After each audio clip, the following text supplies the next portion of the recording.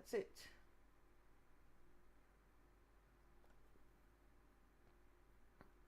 Okay.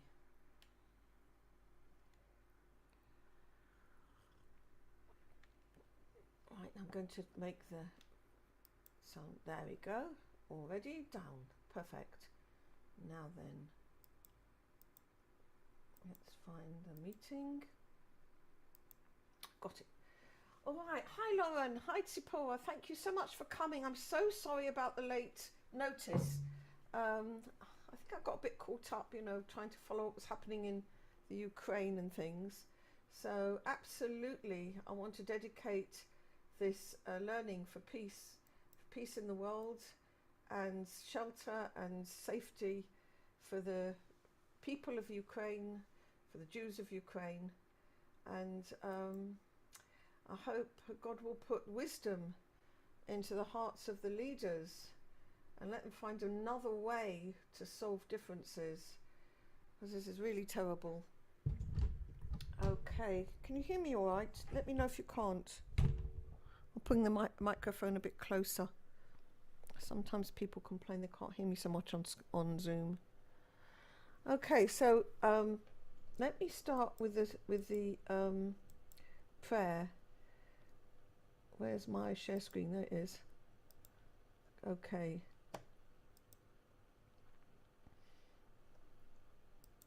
ריבון העולמים ואדוני אדונים, אב רחמן וסליחות, מודים אנחנו לפניך, אדוני אלוהינו ולאבותינו, בקידה בהשתחוויה שקרבתנו לתורתך ולעבודתך עבודת הקודש, ונתת לנו חלק בסודות תורתך הקדושה, מה אנו ומה חיינו, אשר עשית עמנו, חסד גדול כזה. על כן אנחנו מפילים תחנוננו לפניך, שתמחול ותסלח לכל חטאותינו ועוונותינו, ואל יהיו עוונותינו מבדילים בינינו לביניך, וכן יהי רצון מלפניך, אדוני אלוהינו ולאבותינו, שתכונן את לבבינו לראותך ולבדך, תקשיב אוזניך לדברינו אלה, ותפתח לבבינו הערל בסודות תורתך, ויהיה לימודנו זה נחת רוח, לפני כיסא כבודך כרך ניחוח. ותרציל עלינו, אור מקור נשמתנו בכל בחינתנו, שיתנוצצו ניצוצות עבודך הקדושים, אשר על ידם גלית את דבריך אלה בעולם, וזכותם וזכות אבותם, וזכות תורתם ותמימותם וקדושתם, יעמוד לנו דבר נקשר בדברים אלו, ובזכותם תראיננו במה שאנו לומדים, כמאמר נעים זמירות ישראל, גל עיני והביט הנפלאות מתורתך, כי אדוני תן חוכמה מפיו דעת ותבונה, יהיו לרצון ימי פי, ויגון ליבי לפניך, אדוני צורי וגואלי. Amen. Can you rtzon? Okay, great. Hi Leah, sorry it was such late notice. Absolutely, I apologize for that. Now then, we're going to learn today Mishenichnas Adar Marbim Besimcha. We're going to learn from a lovely piece of Rabbi Ashlag on from his Shamati. Now his Shamati work is really extraordinary. Let me just share my screen. There you go. Let's get all the material there. The Shamati material is actual sort of like recordings. It's not really recordings. It was the words that Rav Ashlag actually said at different tishim. You know, when the Hasidim have a tish, the sage just channels down, I think, the Torah relating to the to that event, whether it's Shabbos or whether it's Yom Tov, okay, and the talks that Rav Ashlag gave in this sort of circumstances were absolutely extraordinary, and they are a real wealth of spiritual teaching. They were written down largely by his son, Rabbi Baruch Shalom Ashlag, by memory, okay? Because most of the Tishim, of course, I mean, Purim was an exception, but most of the Tishim would take place at times when he weren't able to write, like Shabbos or Yom Tov or something. So they were written down by memory. There were other students who also wrote them down afterwards, and it's fascinating also to see the same material brought through, different channels. This is from Rosh Chodesh Adar, so absolutely perfect for today. Okay, we're bet of Rosh Chodesh Adar, never mind. Okay, Ir HaKodesh Tzfat. Okay, Besudat Rosh Chodesh. So this is absolutely perfect for us to learn today. Mishenichnas Adar Marbim B'Simcha. When the month of Adar comes in, we increase our joy. All right? Now, I've always wondered about this saying, because in order to increase your joy, you've got to have a basis for joy, for happiness. I don't know about you guys, but I find it extremely difficult to suddenly be happy just because somebody tells me to be happy.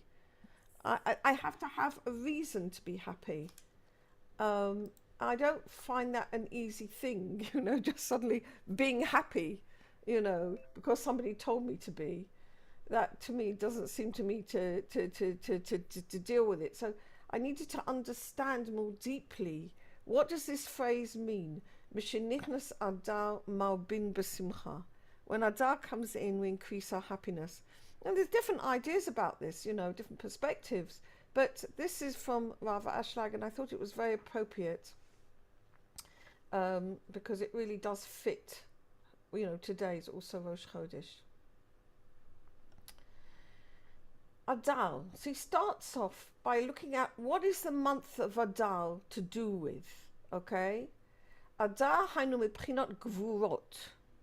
Adar is a month which has actually got a lot of dinim in it, a lot of judgments, okay? You know that the story of Purim was a judgment against the Jews, B'Sofo Shel Davar. They went the way of Haman. They went to the banquet of Ahasuerus. They became intoxicated from the light. Okay, they wanted the way of Haman. They didn't want the way of Mordechai. It's a whole story what happened there. There was a lot of dinim happened. Also, Moshe Rabbeinu died in the month of Adar. He was also born in the month of Adar. But it also, Gvurot, it's an aspect of dinim, he says. Okay, Adar hainu mebchinat gvurot. So the name Adar actually relates to the energy of the month, that it's a difficult month, okay? And the language is milashon adaret seyar. Adaret seyar, do you remember when Esau was born?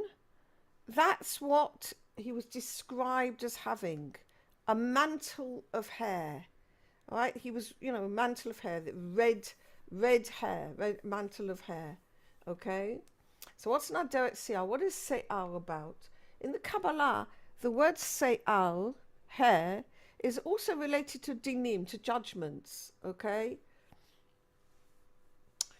The word, the samach and the sin, it can sometimes interchange. And so the Kabbalah takes Seyar, hair, as actually referring to Se'arot, stormy times, okay? Se'ara, storm. And if you think about the nature of Esau, who was the one who was the Aderet Seyar, he's got this big will to receive for himself alone, big ego, and he wants to receive the light of God for himself, okay? So he says here, Chodesh Adar hu Chodesh Shnei Masar. The month of Adar is the 12th month. In other words, the end of the year. Shesham makom achizat sitra achra. That's where the sitra achra can get hold. All right. Why can it get hold? If you think about the Sfirot, okay, you have Keter, Chochmah, Bina, Tiferet, and Malchut. All right, it's the last one, the Malchut, which has actually has got the possibility of receiving for itself alone. All right, so it's called all the Sfirot, Keter, Chochmah, Bina, Tiferet, and Malchut, are all taking place inside the Malchut itself. We say they're separate names, but the truth is they're all inside the Malchut, because the Malchut actually is the Kli, is the vessel. Now, it's able to receive for the sake of giving on the first 9 Sfirot, okay, but it's not able to receive for the sake of giving on its essence itself, which is the big will to receive for itself alone. So the Malchut itself, it says of it, Ragleha Yodot Mavet, its end part, its feet go down to death. In other words, its feet can become connected with the framework of evil. And instead of using our vessels of receiving only for the sake of giving, or at least Sur Meirav, or at least not receiving when we can't use it for the sake of giving, okay, we actually, and in this world we do that, we tend to receive for ourselves alone, okay, and that is the place of, it says, the Achizata Sitra Acha, where the Sitra Acha, where the will to receive for itself alone can actually take hold. So he says, Chodesh Adar being the end of the month, the end of the year. So if you consider the month, all the year as one spiritual entity, then the end of the year would be the Malchut, would be where this Sitra Achra can get hold. So what is a Sitra Achra? It says שהיא יכולה אז להוסיף את עין הרע על 12, ואז יהיה הצירוף של 12 שהוא בחינת כל המוסיף, הרי זה גורע. Okay, so it's like if you add on one more, okay, it would actually be taking away. All right. So he goes on to say, Mispar shtei misvei b'chinat shleimut d'kedusha. The number 12 is a wholeness in the framework of holiness. And so, לכן Haman חשב שבחודש הזה תהיה לו השליטה. Haman thought, great, in this month I will be able to get the governance, I will be able to get control. היינו שיהיה בידו להוסיף על הקדושה.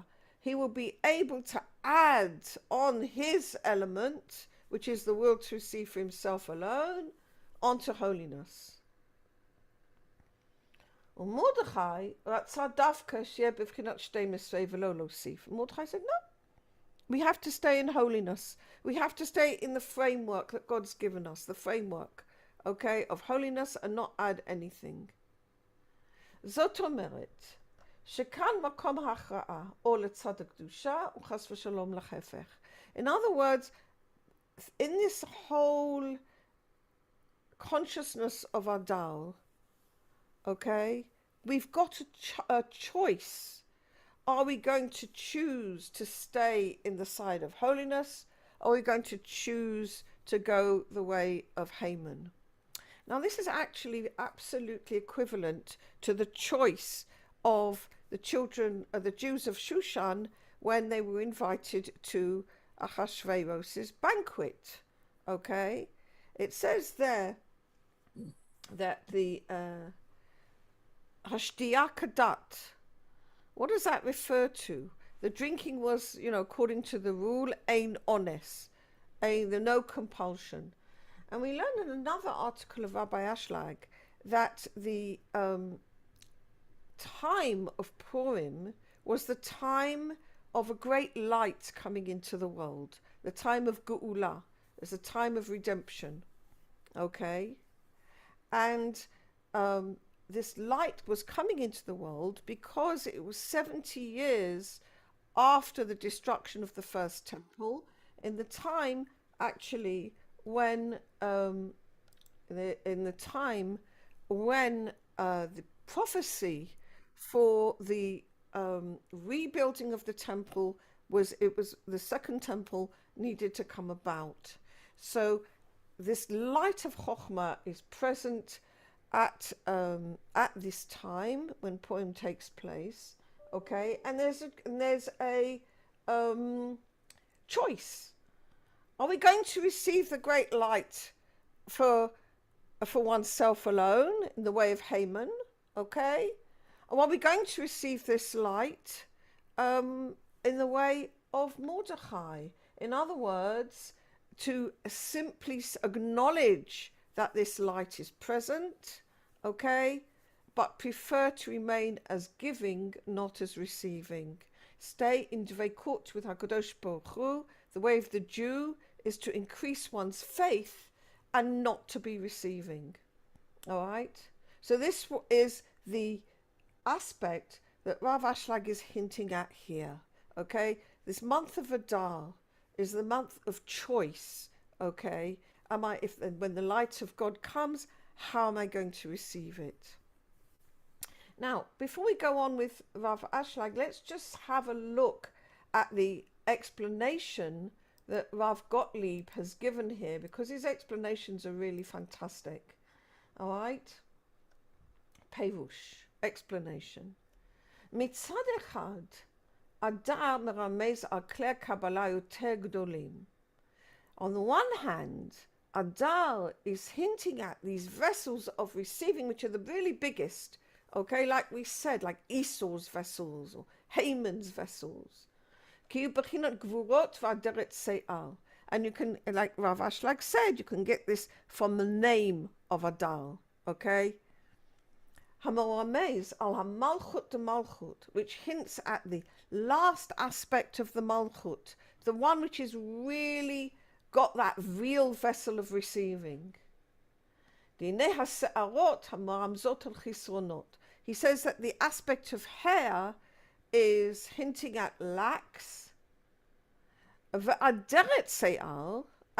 idea of Aderet Se'al, like Esau was born with this mantle of hair, it's actually saying that the lack has come to its maximum measure. All right.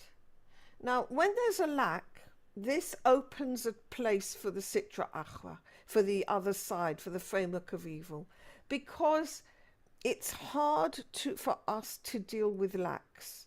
Why is it hard for us to deal with lacks? We don't tolerate them very well, because we come from the Ein Sof, and in the Ein Sof everything's filled with light. All right? So it feels wrong to us. A lack feels wrong. It doesn't feel like we want to fill it up, okay? And we become a bit like, light junkies, wanting to fill up lacks no matter what. And one of the things that we need to learn in the way of Torah mitzvot is delayed gratification, that we don't just go and grab, we don't just fill up with whatever there is, okay? That we prefer to be in affinity of form with the Creator. We prefer to be giving rather than receiving, okay? All right? So the greater the lack, the more reward there is, actually, because the harder the work is to do to stay in affinity of form with the Creator, to be giving rather than receiving. And so, therefore, the biggest the lack, it ultimately can actually bring the biggest light. And this is exactly what Rav Gottlieb goes on to say. Mitzad sheni malchut mamshechet b'chinat keter. All right? Because the light that can come from the malchut, because of its incredible, if we do the work, you actually get to keter, which is the biggest, the highest of all the lights. Okay? So because of the hard work you've put in overcoming a tremendous amount of desire, okay, you can actually reach, the Malchut can actually reach the highest possible light. You can understand that quite easily. If you've got a little desire for something and you overcome it, it's not a big deal so much.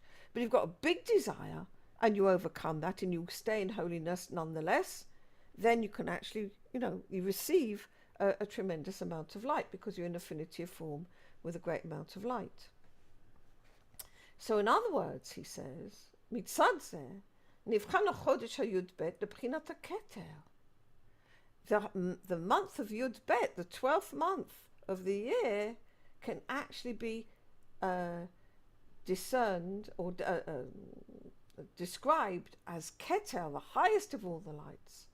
Shu b'chinat hashpa'ah v'emunah, which is the amount of giving and faith that we're able to do, okay? Instead of using this great light for ourselves alone, we're using giving and we're using faith and actually therefore coming to the highest possible light. Can you see how that would work? If anybody's got any questions, don't hesitate to call out, okay? All right. ובזה נבחנת הקדושה שכל השגותיה הם רק בסוד האמונה ובכפוף לאמונה. And thus we find that the holiness and everything that is attained is through emunah and depends on emunah, faith. Okay? Why is Rabbi Gottlieb talking about faith? Okay? The answer is faith is an aspect of giving, a very important aspect of giving. Okay? Wills to receive, which is, the nature of the Malchut, are actually expressed in two parts of ourselves. We've got the mind, okay, and we've got the heart. Now, the mind wants certainty. It wants certainty. It wants to know everything, all right? Doesn't like not knowing things. Through certainty and knowledge, we feel we can control our world better. Or I've got better control of what's happening over ourselves, whatever, over the world. And to let go of that desire for knowledge, that desire for control, is very difficult. And that requires faith, okay? So faith is like the antidote for the will to receive for the mind. Okay, that's why Rav Gottlieb here is talking about faith. Okay, because faith is a tremendous aspect of giving.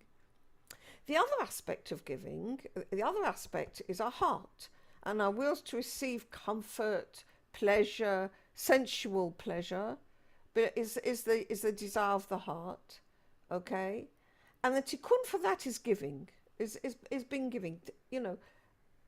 When you're giving, physically, practically giving out to somebody, you're disturbing your own comfort, okay? You're putting yourself out there, all right?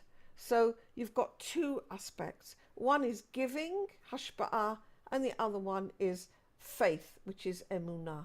And these are two aspects which are the result of the work we do in overcoming our wills to receive for ourselves alone. Okay. It goes on to say, the Sitra Achra רוצה להוסיף al shtei asrei, wants to, the Sitra Achra, the will to receive, wants to add onto this number of the months. It wants to add the issue of knowledge and feeling in the vessels of receiving, okay? Exactly what we just talked about. And this is Rabbi Ashlag calls the Ayin Hara.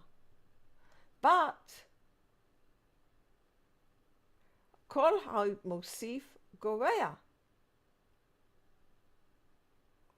What actually happens was it tries to add, but in fact takes away. He says Ashtei Esrei is 11. In other words, the Sitra Achra finds itself lacking and not adding anything. All right. I think that's true, because when we have wills to receive for ourselves alone, they can never be satisfied. They're satisfied for a little bit, and then it doesn't feel like anything anymore. I don't know if you've sort of thought about that very much, or you experienced that. I'm sure you have, but you know, when you have something, you really, really want something, want something, finally it comes or you get it, whatever. And it's great for about a week or a month or something, and that's it. It's lost its flavor, it's lost its taste. And this is the characteristic of the will to receive for itself alone. The pleasure from it is very, very limited. It's limited in quality, and it's also limited in time. All right? Doesn't last. Whereas the pleasure we get from giving lasts. It's a great pleasure. It lasts forever. All right? So Haman thinks that he's actually going to get the governance on the 12th month because he's got these great big vessels of receiving, and therefore he thinks, wow, I can get the biggest lights in my vessels of receiving, okay? He actually can't because he's in opposition of form from these lights, all right? But he thinks he can. Mordechai didn't want to add anything. He didn't want to receive anything. But what he did want to do, he says, I want to use these desires of receiving and use them to increase faith and increase giving. Okay? That's what Mordechai wants to do. All right? Because what actually happens is if we have the great light of God present and we choose to increase our faith, all right, we can really show how much faith, the faith increases in tremendous value like that. Let's go back to the Rav Ashlag here and see what he wants to say. Okay, here we go. Here they are at this banquet, like we said, and this great light of Geula, of redemption, is coming into the world at this time. And the drinking actually symbolizes this light of Chokhmah, the order Chokhmah. There are two key words in the Megillat Esther, which come quite a lot. One is eating and one is drinking. Okay, you get a lot of the, this banquet and everything. All right, and these are key words in the Kabbalah. Drinking means simply receiving the light. Okay, just the way it is. And you can understand why the word drinking actually symbolizes that, because if you think what you have to do to drink, it's nothing. You take the water and you drink. Okay, that's it. It just goes in. There's nothing to do. All right. If you think about all the work we do for eating is a very different matter. I mean, you can think about it, from what you have to do to get the food. All right, even if you don't count all the way you grow the food. I mean, the farmer has to grow the food and plough the field and harvest and sow and harvest and reap and whatever, and then collect it all up, and then it's got to be distributed. And then we've got to go to the supermarket or whatever and pick it up, bring it home, put it in the fridge, take it out of the fridge, cook it. And then when we actually get to eat it, the body itself works hard to digest it. So you can see that eating and drinking from the Kabbalah's perspective, very different things. So shtiyah, drinking, actually represents simply receiving, like Haman wants to do. Okay? And Mordechai says, no, eating is better. Eating is giving. Okay? You're doing work, you're giving. All right? So this great light at the banquet is kadat. You can receive it either way, or like Mordechai, or like Haman. Ein honest. There's no compulsion. You can go either way. Lasot k'otzon ish ve'ish, as any man wants. And the sages said k'otzon Mordechai veHaman, as Mordechai wanted or as Haman wanted. Okay. Now, Hainu. What's the way of Mordechai? The way of we're taught in Torah, not to just receive, but to have reverence okay, that when the great light of God is present, what did Moses do? He covered his face, okay, to have reverence for God, all right, not just to receive for oneself alone. If you think about what Moses did, it really illustrates this so clearly, all right. The burning bush was burning, and Moses comes along, sees this burning bush, and suddenly out of the burning bush, the voice of God is heard.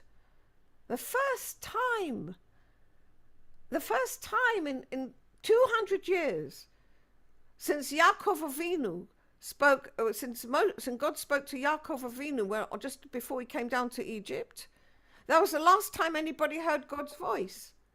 Okay, and now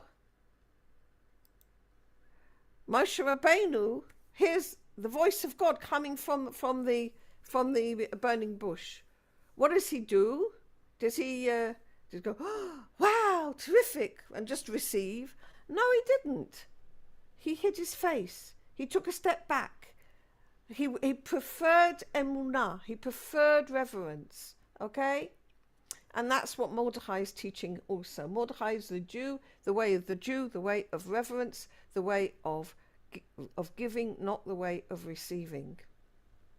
All right? So this is why, in fact, Mordechai advised the Jewish people not to go to the banquet of Achashverosh. The Jews went, and to start off with, they were okay. They applied the way of Mordechai, but they didn't have the great strength to receive this great light of redemption, which is what is hinted at that banquet, and not receive it.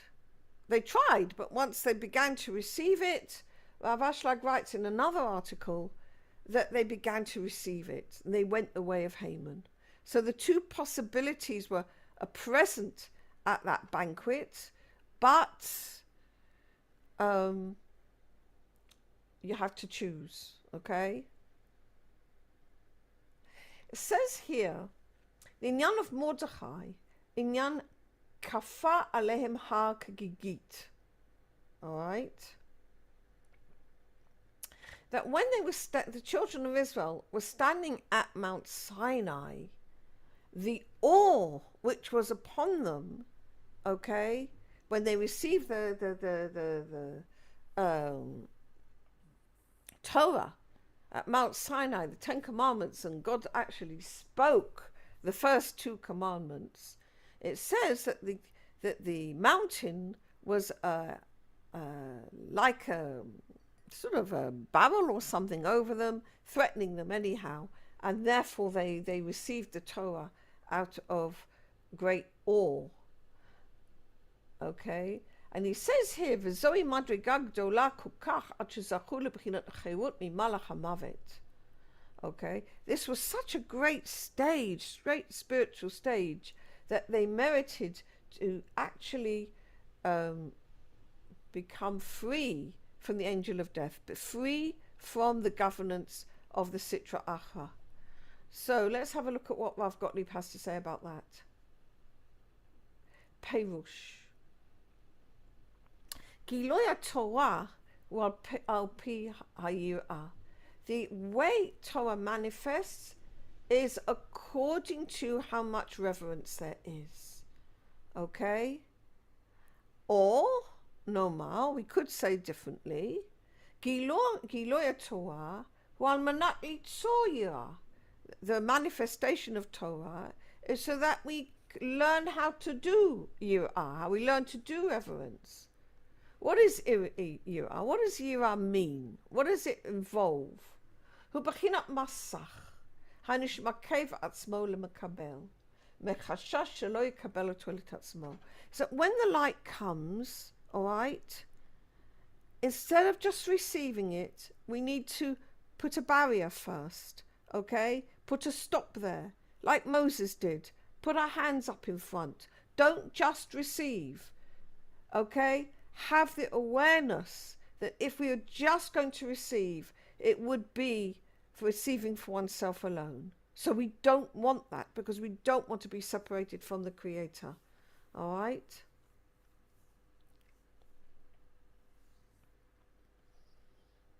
Okay. So we need to put that barrier. We need to put that stop. Okay? I once did Alexander lessons. It was very interesting. Alexander was to do with posture. I after my first kid, I got terrible back pain. So I needed some sort of help. And what was very interesting is that you learn to sort of stand in a better way and sit in a better way, whatever. But the most important thing that I learned actually was the word stop. Okay, because when you're about to sit down, all right, and you have to change your posture, the first thing you have to do is to stop. Okay, think, and then do it the right way. And that's exactly what a masach is. Okay, the light comes, all right, temptation in some form or another, whatever. Wait a minute, stop. Don't just receive yourself alone. Do a stop, think, then receive it in the right way. Okay, and that's what the masach does. It stops a person from receiving for himself alone, just using his instincts. Okay, then he can proceed to go forwards in the right way, which would be either by giving or refusing to receive or whatever, you know. But at least you've got that stop first, giving back, okay, which then allows you to receive in the correct way afterwards. Vinyan kafalein hakagid, okay, that means that they had to receive the Torah. It was like imperative they received the Torah. It was like a mountain hanging over them, okay? They needed to receive the Torah in order to attain this aspect of Yirat Hashem, of reverence for God. Because Yirat Hashem is really the basis of all our Torah and mitzvot. We've got Yirat Hashem first, and then Ahavat Hashem. But Yirat Hashem, which is really the keeping away from evil, is really the basis first, and it's also the basis of faith. And truthfully, without Torah, you can't get to that tikkun, because it's only the Torah who teaches us how to withhold from using our wills to receive for ourselves alone. Okay, how to not use our will to receive for ourselves alone. And in this way, we get free from the angel of death.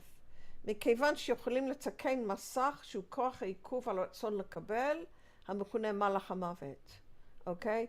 And they became free from the angel of death. The angel of death is another way of saying the will to receive for ourselves alone, or the ego, or the Yetzer Hara, or the Sitra Achra. These are all synonyms, okay, from the angel of death, okay, because they were able to put a masach, which is that moment of restraint from using our will to receive for ourselves alone. Aval kuf kuf. I'm not sure what kuf kuf means. Sorry, I didn't see that before, or I would have looked it up. Okay, we'll have to skip that word.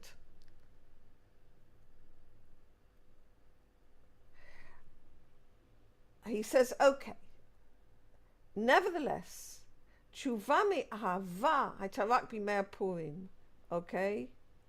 Tshuva me'ahava came following, okay? After they did, the issue is like this. There was the aspect of Mordechai, and there was the aspect of Esther, all right? These are two aspects which take place in the story of Purim. The story of Mordechai, he's the one who does this tikkun of Yirat Hashem. He's the one who deals with the Haman aspect, all right? He deals with the Yirat Hashem. Okay? It's Esther who's actually the Bechinat of the Malchut, who once that tikkun has been done, she's then able to bring through the light of redemption. Okay, when she does the fasting and she gets all the Jews together and they all receive the Torah all over again, okay, then she goes to the Melech. She goes to the Melech and she actually receives the light of redemption for the sake of giving. She having Mordechai does the tikkun first of Yirat Hashem, and Esther brings through the aspect of Ahavat Hashem, of Tshuva me'ahava. Okay, Kimlu v'kiblu, the Jews now took on the Torah again, b'ratzon, from Ahava, and that was the Bechina of Esther. Okay, which is actually in Purim itself. Okay, great. Now he goes on, because we've learnt about, we've achieved this tremendous spiritual stage of freedom from the angel of death. This is the issue of when Adar comes in, we get more joy. Zot omeret, שלאחר שנכנסים באדר, היינו בבחינת הי"ב, שהכניסה היא בבחינת תורה ויראה, שזה דווקא שהוא מקבל את בחינה יראה בשמחה. That once Adar has come in, that's today, okay, we're in the aspect of the Malchut, the 12th month, okay, and it really gives us this opportunity to work for God with Torah and with reverence, not receiving the light for ourselves alone. That we take on the aspect of not receiving for ourselves alone, okay, with joy. And then we can increase our joy and go in the way of more and more joy. And that brings us to Torah from love. And indeed, we can even get to the stage that we reach tshuva me'ahava, from love of Torah. In that case, where even our arrogant acts, even the acts where we did against God on purpose, actually become like merits. Okay, let's just have a look at Rav Gottlieb again. Haknisa lekler Kabbalah gdolim, hi davka l'dei Torah v'yirah. So coming into Adar, where we've got this possibility of these big vessels of receiving, actually is through Torah and Yirah. And this is through the tikkun of the Masach, like we said, putting that barrier there, putting that restraining there, okay? Putting up delaying gratification there, okay? Only then we're able to receive this great light, okay? Right.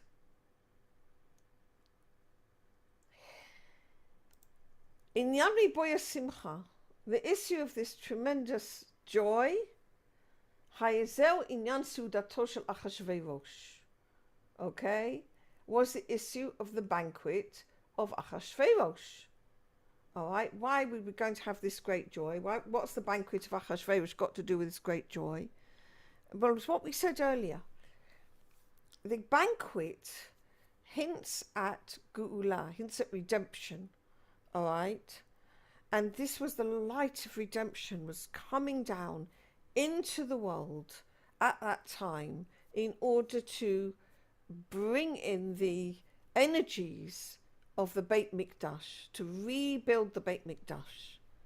And I think actually there's a lot, it's very interesting to me that the Parshiot of the Torah, of the building of the Mishkan, are also at this time, and Rosh Chodesh Nisan is the time of the dedication of the Mishkan. So we've got, it's somehow connected, that we've got the beginning, the energy for the rebuilding of the temple at the time of Purim was the reason for the joy, okay, that this great light has come into the world, the reason for joy, all right? But you just have to be careful how you take it, all right? At that time of the banquet of Achashverosh, then the light was coming in, and how are we going to receive it? Or like Mordechai, or like Haman, all right? And it says, you've got the choice, but you have to choose properly. And the reason why Mordechai suggested to the Jews at that time not to go to the banquet, because he could see they didn't have the ability to restrain themselves. They hadn't done this tikkun of putting a masach on that will to receive, okay? And this was a big problem, because then when the light came, they were at the light, they began to taste it, they just got addicted to it, all right? And then they fell into the path of Haman.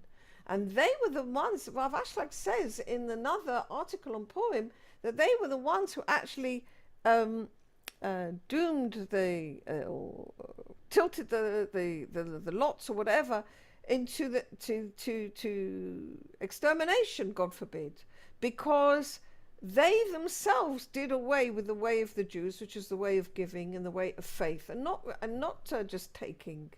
Okay, all right. So you can actually look at the Haman and Mordechai's aspects within ourselves. When the light comes in our lives, when redemption comes in our lives, how are we going to receive it? Receive just by take, or are we going to go the way of Mordechai, with humility, with humbleness, and to increase our faith and increase our giving?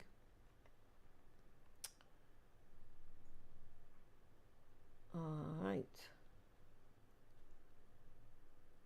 So he says, "Kuatzon ish ve'ish," according to the way of each person. Kuatzon Mordechai ve'Haman, shepeusho, which means shatikun hayat tzrich liot she'em yikablu b'derech shel shneihem.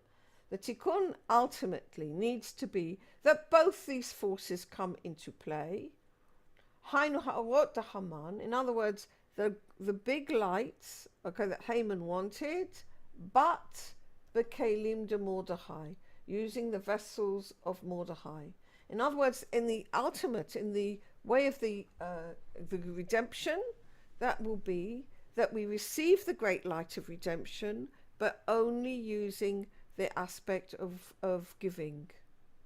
Then both aspects will be fulfilled. Both the vessels of receiving will be fulfilled only for the sake of giving, which will be through the way of Mordechai. Okay? But at that time, they became judged for extermination, because they only wanted the vessels of Haman, and they didn't want to know anything about Mordechai at that point. They said, "Why are you the only one who doesn't bow down to Haman? Why are you the only one who doesn't obey the mitzvot HaMelech?" They saw that Mordechai was the only one who wasn't bowing down to Haman, and they were annoyed. They were all bowing down to Haman because they thought that the way of Haman was a good idea. Okay. And only when they realized where their behavior had led them, what was really happening, then with Esther, with the lead of Esther, that they did the tshuva. They actually came to a tremendous tshuva. They came to a tremendous repentance with the fasting and prayers and repentance. And God hears our voice of repentance. Tshuva, with tshuva, you can really, I think tshuva brings you to such a high level. The more I've been learning this year about tshuva, the more I can understand how high you can go with tshuva. Okay? And this is what actually happened. They came to such a high level of tshuva that ultimately they brought through redemption. Let's have a look at Rav Gottlieb. Rav Gottlieb says, Nimtza, שמציין ארבע מדרגות שאחת מולידה לזולתה. We find that there are 4 spiritual levels marked here, and each one gives birth to the next, gives a rise to the next one. Okay, 1. כפה עליהם הגגית בקבלת התורה. They first get the aspect of yirah when they receive the Torah. Bet. הזכייה לתורה ויראה בשמחה. הנשמע את עצמו מלקבל ושמח מוצא בזה. Merits to Torah and reverence, and he's happy, and he doesn't allow himself to receive. He doesn't receive for himself alone, and he's happy, happy and delighted with that. Gimel, ריבוי שמחה שהוא תורה מאהבה, הנשמע ממשיך את כוח התורה, לא בכדי לעכב את עצמו מלקבל, כבבחינת ב', אלא בכדי לקבל על מנת להשפיע, שזוהי שמחה יתרה. Now, he increases his joy, okay, gets Torah out of love. He brings more the power of Torah, not to stop himself from receiving, as in the previous one, but in order to receive for the sake of giving. And this is an extra joy. And this is because this is the love of the Creator. Because one who loves the Creator wants to give him pleasure. And the only possibility and the way we can give pleasure to the Creator is by receiving his light, okay? But only in the correct conditions, like we said earlier. This has to go in the proper stages. Firstly, with the tikkun of Mordechai, all right? And this ultimately was what should have happened at the Suda of Achashverosh.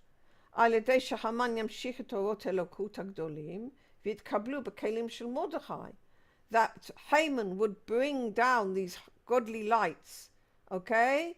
But they would be received using the vessels of Mordechai, only for the sake of giving. And then finally, tshuva me'ava, repentance from love. That we even managed to rectify all that we did wrong using our vessels of receiving in the past for the sake of giving. All right, great. Let's do the last piece of Rabbi Ashlag here. והתיקון שנעשה אז לאחר צומות וזעקתם, שהאורות נמשכו על ידי המן, שבלעדיו אין המשכה לאורות כל כך גדולים, and the tikkun that happened after the tzomot, after the fast, and their crying out and their prayer, that the lights were brought down by Haman because without these vessels of receiving, you can't bring these big lights. Without him, they can't bring these big lights into the world. Who would the king delight to do honor more than me? Okay, so you need the Haman person in the story. We need the Haman qualities within ourselves. We need our vessels of receiving, okay, but corrected in the way of Mordechai, okay, so that we will be able to fulfill the purpose of creation at the redemption.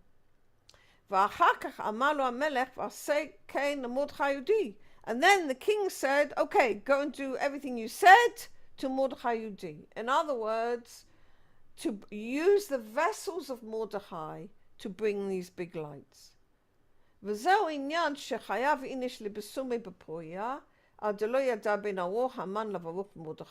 And this is the inner meaning of a person needs to get drunk on Purim until he doesn't know the difference between cursed is Haman and blessed is Mordechai.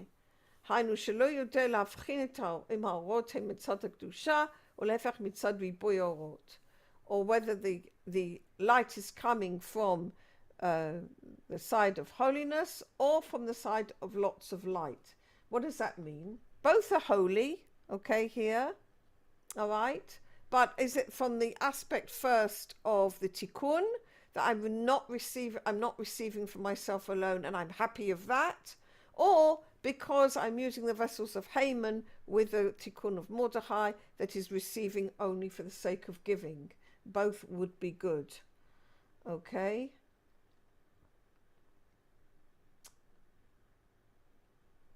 Right. Okay. But we've just got 3 minutes left, so we could do the last piece of Rabbi Gottlieb. All right. Explanation. Inyan Yedidah, knowledge, is dveikut and chibur, is connection. Okay, in the meaning of Adam Yada et Chava. The way the light of God manifests is by uniting two opposites. All right. On the one hand, you need these big vessels of receiving, as Haman has, because they bring much light. Okay. All right. On the other hand, all right, we have to have the vessels rectified in the way of Mordechai. And what do these do? They actually lessen the light, that it should only be reused for the sake of giving. Okay? And a person needs actually these two aspects together, bringing the light and actually receiving only in the correct way of Mordechai. So that you need the desire of to want the presence of God, to want his redemption, to want his light on the one hand, but on the other hand, when it comes, only to be careful to receive it with reverence and with giving in the way of Mordechai and not in the way of Haman. And this way you join the two aspects of ourselves together. The Haman is more like the will to receive for ourselves alone, the body side. Mordechai is more the soul side. These way they join together. Okay, wonderful. Baruch Hashem. Was there any questions or anything? I seem to have been talking a long time. First of all, Yedidah. Yeah? Yeah, Yedidah, how are you? I'm good. I have a question for you. Yeah. How do you incorporate the use of the masak in your life?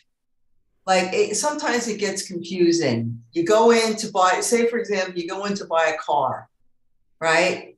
And somebody offers you the first car that you see, they offer you a great deal on the car. So, I study Kabbalah. You're supposed to push back, and if it's supposed to come to you, it will come to you. I'm not, I could never really figure out how and when to use it in my life. You know what I'm saying? Yeah, I do understand what you're saying.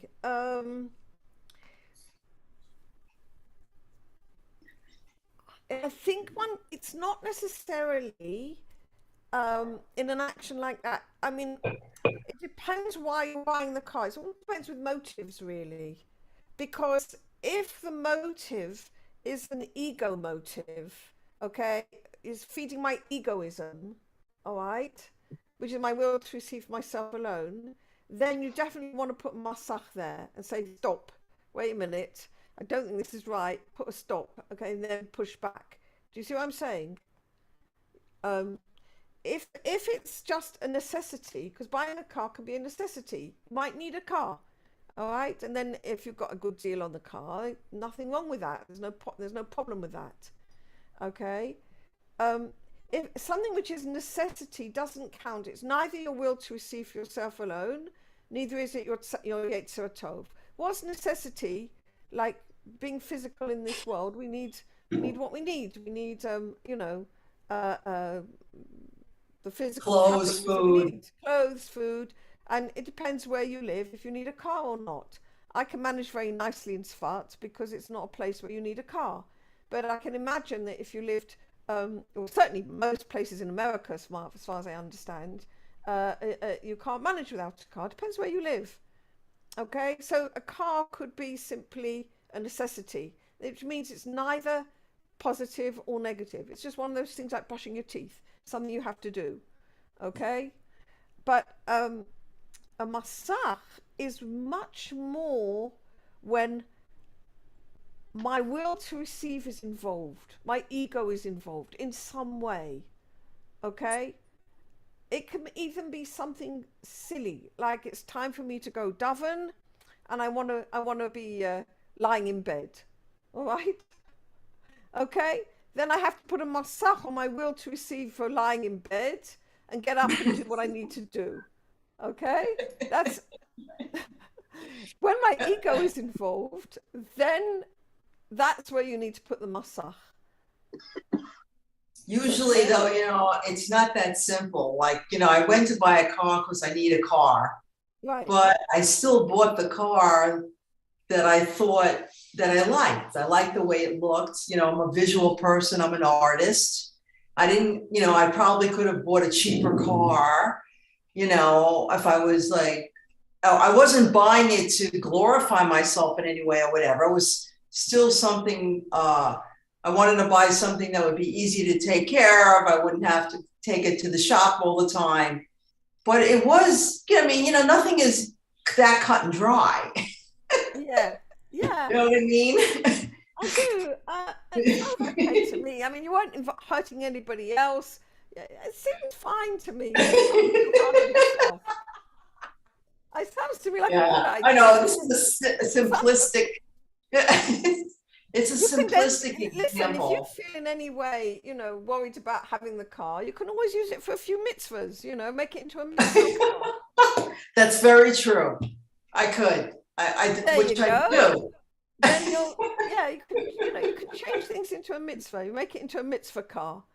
That's what I would do with that. Okay, so you can, well, the idea is about revealing as much light as we can. That's the goal, is revealing light. So I guess there are different ways. That's right. I mean, maybe what you can do then is combine the desires of your will to receive to have a nice car with the desire of Mordechai, which is to do mitzvahs and to do yirah. Then you join them together. Sounds perfect. Sounds grand. Okay. Raquel, Soul consciousness. you can use your new car to come to Spot, and then you can offer people a ride back to where you live. It may be one way, but for a lot of us, that would be more than we normally get. That'd be a mitzvah. And right, and then those people would have the opportunity to be able to help me pay for my gas, and it would be a mitzvah for them too. There you go. Mitzvahs all around. It sounds perfect. It sounds really good to me. Mitzvahs all around, darling. And you have I think to give another example of a masach, it's like, for example, a person likes to be the life and soul of the party. All right, he likes to be in the center. Some people like that. Okay, and he knows a nice juicy bit of gossip. All right, he wants to tell. All right, and then he remembers the Torah says you mustn't gossip, and he puts a masach on his mouth, and he doesn't gossip. That's a masach. Do you know what I'm saying? Well, he's got I didn't know what a masach was. It's definitely wrong. He puts a masach, he doesn't do it. You never know what goodies happen in your life as the result of the masach you make. I have noticed this, that whenever I've put a masach and not done something negative, okay, or made an effort to do something positive, it changes dynamics so dramatically that something good happens I could never have imagined in the first place.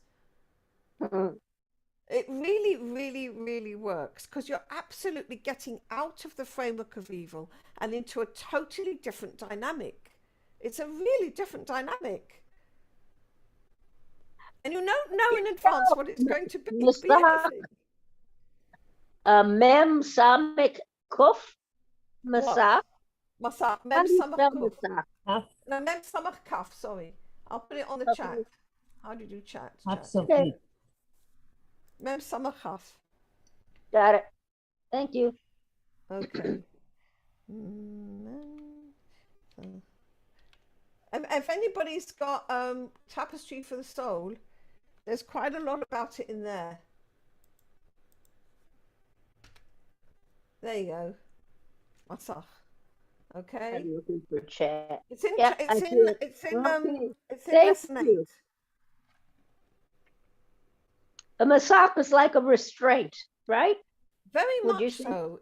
It's more than just restraining. Like I say, it not only restrains, it also pushes back the light and provides the way for new light to come actually into the vessel. So it's not just restraint. It actually provides a new way for light to come into the vessel in a positive way. So it actually provides light to come into the vessel. It's not just restraint. Like I say, it opens up a new dynamic, so that a new way of receiving light will open up. And it's always, to me, very unexpected. Very I'll unexpected. have to try it. I'm and sure I'll you let you do know. actually in your life Yes, already, it is. Tzipporah, to be honest. I'm sure that I'm sure you'll recognize it once you do it, because I know you, and I know that in your life, I'm sure you're doing it a lot. Yeah, she's probably doing it already. That's what I'm thinking. Yes. What did you say? We're convinced You're doing it already. in your You do life. it already. Yeah. Yeah. Yeah.